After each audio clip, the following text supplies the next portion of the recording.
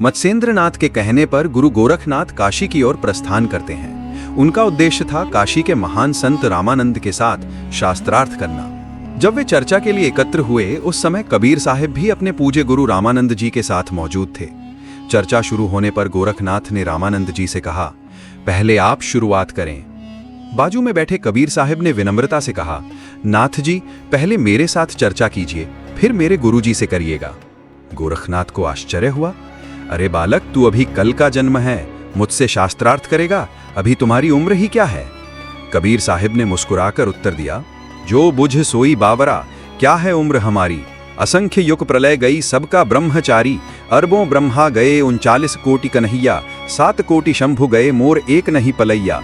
नहीं बूढ़ा नहीं बालक ना ही कोई भाट भिखारी, कहे कबीर सुनहु गोरख ये है उम्र हमारी। गोरखनाथ चकित हो गए और बोले, अगर तुम सचमुच महान शक्ति हो तो मेरी बराबरी करके दिखाओ।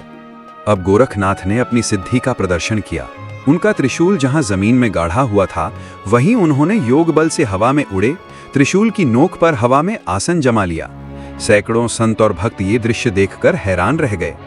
गोरखनाथ ने कहा, अगर तुम अपने आप को परमात्मा मानते हो तो इस ऊंचाई पर आकर मेरे बराबर बैठो, फिर मेरे से चर्चा करना। अब सभी की निगाहें कबीर साहिब पर थीं। कबीर साहिब ने बड़ी सहजता से अपनी जेब से लगभग 150 फीट लंबा कच्चा धागा निकाला। उन्होंने धागे को आकाश में उछाला। धागा सीधा तन गया, हवा में खड़ा हो गया। संतों की भीड़ स्तब्ध थी।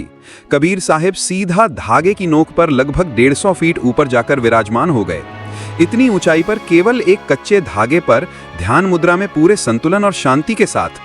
अब कबीर साहिब ने ऊपर से गोरखनाथ की ओर देख मुस्कुराकर कहा, नाथ जी, चर्चा ज्ञान की होनी चाहिए, चमत्कार की नहीं। आप नीचे आइए, संत समाज को ज्ञान दीजिए। ये दृश्य देख नगरवासी और संत चमत्कृत रह गए। गोरखनाथ स्वयं भी समझ गए कि ये कोई साधारण बालक नहीं, कोई दिव्य शक्ति है। वे नीचे उतर आए और विनम्रता से बोले, आपका चमत्कार देख लिया, अब कृपा करके अपना परिचय दें।